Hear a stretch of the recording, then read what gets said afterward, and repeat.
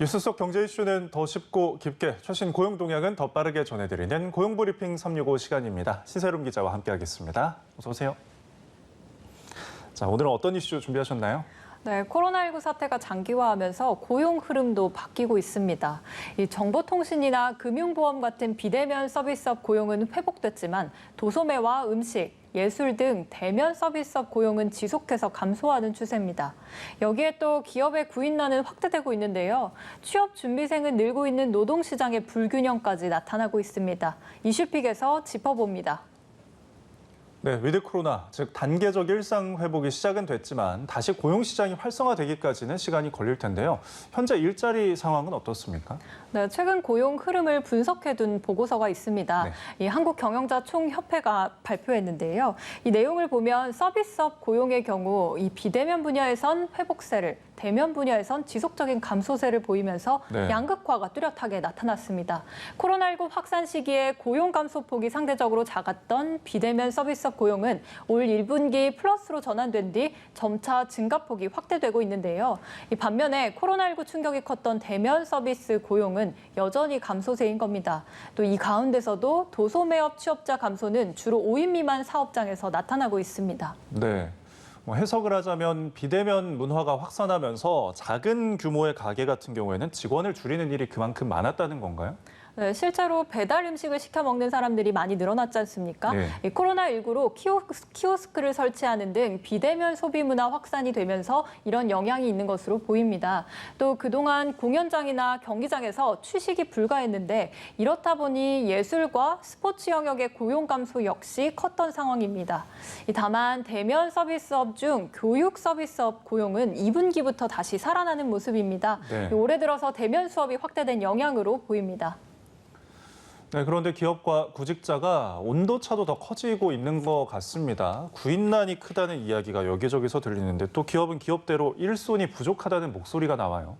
네, 앞서 언급했던 것처럼 불균형이 나타나고 있는 지점이 바로 여기입니다. 즉 기업들의 구입난은 커지는데 좋은 일자리를 찾아 취업을 연기하는 구직자는 늘어나는 것, 즉 노동시장의 미스매치가 심화하고 있는 겁니다. 고용노동부에 따르면 올해 상반기 5인 이상 기업의 인력 부족률은 2.2%로 전년 동기 대비 0.4%포인트 상승했습니다. 부족한 인원 역시 5만 9천 명으로 늘었습니다. 반면 취업을 준비 중인 비경제 활동 인구는 전년 동기 대비 증가한 거죠. 네, 그럼 구직자들이 상대적으로 더 좋은 일자리를 기다리느라 취업을 연기하는 거라고 봐야 할까요? 그렇습니다. 취업을 준비하고 있는 비경제 활동 인구가 85만 7천 명입니다. 직장을 구하지 않는 이유로 꼽은 것. 1번은 교육과 기술, 경험이 부족해서라고 답했는데요. 이렇게 답한 사람들이 32.8%입니다. 네. 임금 수준이나 근로 조건이 맞는 일거리가 없는 것 같다라고 답변한 사람들은 25.8%로 예. 4명 중에 1명이었고요. 이 기업들이 경력직이나 숙련된 인력을 원하고 또 취업 준비생도 상대적으로 더 나은 일자리를 선호하는 현상이 맞물리면서 벌어지는 현상으로 보입니다. 특히 30대 취업자 감소세가 더 뚜렷한 건 상대적으로 이 세대들이 더 안정적인 일자리를 선호하고 있기 때문인데요. 올해 3분기 전 세대 고용은 증가했지만 30대의 고용만 오히려 감소한 것도 이런 이유로 보입니다. 네, 정리하자면 대면 서비스업과 그리고 30대 고용이 하락이 뚜렷한 상황인데 고용 회복을 위한 대책 어떤 게 있을까요? 정부의 대책도 중요하겠지만 가장 중요한 건 민간의 이 고용 창출력을 높이는 것일 겁니다. 네. 이 전문가들은 적극적인 취업 정보 제공으로 구직자와 구인 기업의 연결을 촉진하는 일이 우선시돼야 한다고 조언했는데요. 무엇보다 공공부문 일자리 창출보단 직업훈련 예산을 확대하고 또 산업 구조 변화에 대응한 신기술 분야의 직업훈련을 강화하는 것도 필요하다고 조언합니다. 네. 자, 오늘의 한컷 이슈 어떤 소식 준비하셨습니까? 네, 취업 준비생들이 가는 사이트 혹시 가보신 적 있으십니까? 취업을 하고 나서는 발을 끊었죠. 예. 그렇죠. 모두가 다 취업을 하고 나면 사이트에 가지 않게 되는데요. 이 사이트에서 얘기들을 좀 들어보면 입사 면접을 보러 간 여성 구직자에게 결혼을 할 거면 어떻게 할 거냐, 사는 집은 전세냐 아니면 자가냐, 예. 이런 관련 없는 질문은 물론이고 심지어 채용을 빙자해서 아이디어를 강탈하는 채용 갑질도 여전하다고 합니다. 예. 그래서 고용노동부에서 하반기 채용 시즌을 맞아서 이번 달 26일까지 채용 절차에 구직자의 공정화에 관한 법률 위반 행위 집중 신고 기간을 운영하고 있습니다. 네. 사실 갑질 면접은 법으로 막기가 쉽지 않다 보니까 면접에서 구직자는 억울한 게 많을 수밖에 없을 것 같아요. 네, 현행 채용 절차법이 있기는 한데요. 이 법에 해당되는 것이 면접에서가 아니라 이력서에 대한 내용이 대부분입니다. 네. 즉 이력서에는 결혼 여부나 부모의 재산을 묻지 못하도록 규정하고 있는데요. 네. 면접 질문은 적용 대상이 아니기 때문에 이런 현상이 나타나고 있습니다. 또 지난해 국내 유명 은행 같은 경우에는 지원한 구직자들에게 과제라면서 자신들의 앱을 깔게 하고 또 경쟁사의 앱과 비교해서 장단점과 개선 방향을 평가한 5페이지짜리 보고서를 제출하라고 했는데 네. 이것도 논란이 일었습니다.